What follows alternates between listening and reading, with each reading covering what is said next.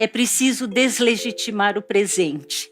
E a gente deslegitima o presente sacudindo as evidências, questionando o que é dado como natural e como sempre foi assim, sempre será, pela história, mostrando a historicidade, né? Mostrando da onde vem essa ideia, onde começou, né? E as coisas têm um começo. E se elas têm um começo, felizmente elas podem ter fim.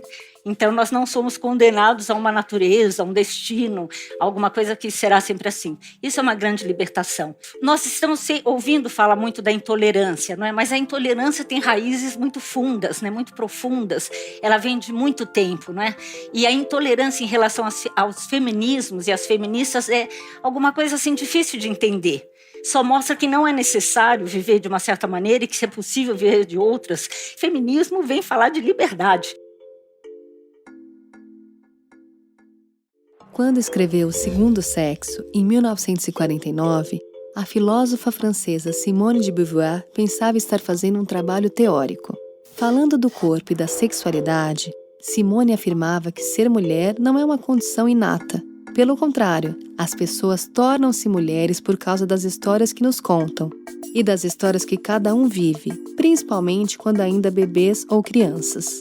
Em outras palavras, o modo como as pessoas são cuidadas inscreve nos corpos um conjunto de valores que na vida adulta vai aparecer como destino, e esse destino se manifesta em ser aquilo que se espera de uma mulher: bela, recatada e do lar.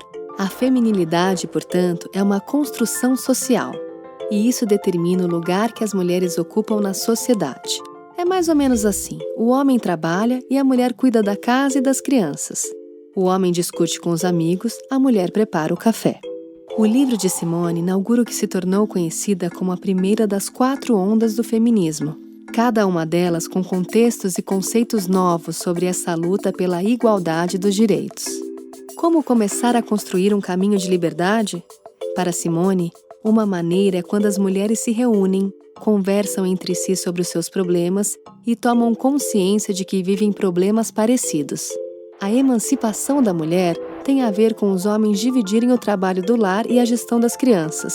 Só assim as mulheres podem conquistar independência econômica e soberania. Claro que o livro se tornou um escândalo para muita gente.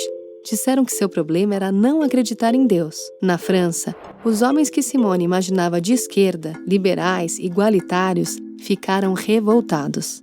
Ainda não tinha sido inventado o termo esquerdomacho. E entre as mulheres, muitas leram o livro e depois lhe escreveram. E houve cartas de 40, 50 páginas, nas quais contavam suas histórias de opressão, violências e abandono. 70 anos depois do lançamento, e O Segundo Sexo continua muito atual. As mulheres ainda lutam contra as mesmas violências, e os sonhos de liberdade andam mais vivos do que nunca, nos lares e nas ruas. Entre esses dois que se confrontam nos encontros, onde não deveria haver um confronto, mas sempre existe a perspectiva da complementação, o que a gente percebe ali é talvez o que a gente possa nomear de crise da própria economia da representação, do modo como uma mulher olha para um homem e um homem olha para uma mulher. Porque, no fundo, isso que você falou da exigência das mulheres em relação ao homem, de que eles sejam fortes, é a mesma coisinha que o Kant está falando, de que o cara tem que ser nobre e sublime. Quer dizer, quem define que ele tem que ser isso, que ele não pode ser um homem frágil, sensível, delicado, enfim, um homem que não seja ligado no poder, no dinheiro, que não tenha carrão, que não pague suas contas. Enfim, quer dizer, o masculinismo, que é um nome um pouquinho mais bonito para machismo. Então, o masculinismo, ele também caiu no corpo e na mente das mulheres. Então, as mulheres também defendem posturas que vão contra tudo aquilo que o processo feminista, que visava a emancipação das mulheres desse tipo de questão, enfim, pôs em jogo. E eu gosto muito de pensar que as feministas, tem vários feminismos, tem feminismo para todos os gostos, para quem ama, quem odeia, enfim, tem de tudo quanto é tipo. Mas tem uma coisa muito bacana que sempre apareceu nos feminismos, em todos eles, que foi essa defesa da construção de uma identidade das mulheres e de uma autorreflexão sobre as mulheres que incluísse sempre esse homem, esse do lado de lá, com o qual elas não podiam ficar em guerra. Então, essa ideia que a gente tem de que o feminismo é um negócio que torra a vida dos homens e que atrapalha a vida dos homens é o contrário. As feministas consequentes, que são as responsáveis, que fizeram assim, teorias inteligentes e interessantes, essas mulheres sempre defenderam a ideia de uma humanidade universal de fato, em que as mulheres estivessem, na verdade, incluídas pela semelhança e pela diferença, pelo fato de que os direitos devem ser iguais e que também o respeito deve ser mútuo, mas que ninguém pode ser excluído disso sob pena de você cair numa incorreção lógica das mais absurdas.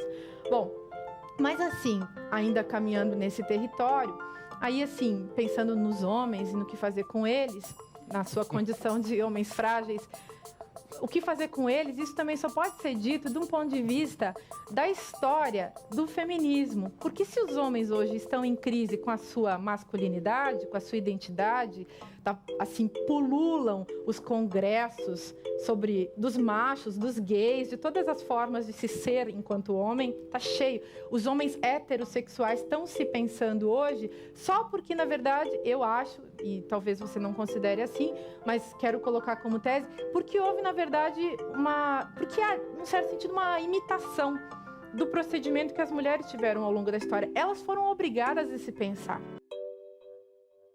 As mulheres afetaram a produção do conhecimento. Eu vejo os feminismos afetando muitas outras áreas e transformando muito. Não é questão de as mulheres ocuparem qualquer espaço. É a questão de ser contra, de crítica de um modo de viver, de um tipo de sociedade, de um tipo de cultura, que é patriarcal. E a cultura patriarcal está na arquitetura, está nos símbolos fálicos da cidade, está materializada nos espaços. Cultura material, ela é uma concretização de ideias, de pensamentos. Por isso que eu acho que os feminismos vêm para o bem, porque dão respostas, mostram que é possível viver de outra maneira, é possível organizar de outra maneira. O mundo não precisa ser essa catástrofe que nós estamos vivendo. Se de um lado nós temos um mundo que nos desconecta, individualiza, nós também estamos vendo os movimentos, essa cultura urbana ou rural de que eu estava falando, onde novas sociabilidades, novas formas de sociabilidade estão sendo experimentadas. Claro que a sociedade ainda é burguesa, capitalista, de direita, tradicional, homofóbica, racista, misógina, mas não é só isso. Se a gente ficar só com esse lado, nós vamos jogar fora tudo o que aconteceu de transformação. E eu quero valorizar as transformações, eu quero potencializar o positivo, e eu quero continuar a viver num mundo em que eu acredite. E eu quero lutar para que esse mundo cresça, entendeu? Então, eu sei que tem o estuprador, que tem a gangue, tem o não sei o quê, até uns anos atrás, piadinhas misóginas, as pessoas davam risada, hoje é feio. Hoje, o cara tá fora. Não é? O novo homem não pode mais. Eles também são filhos de outras mentalidades. Os homens mudaram, os gays mudaram, os travestis mudaram, a sociedade mudou.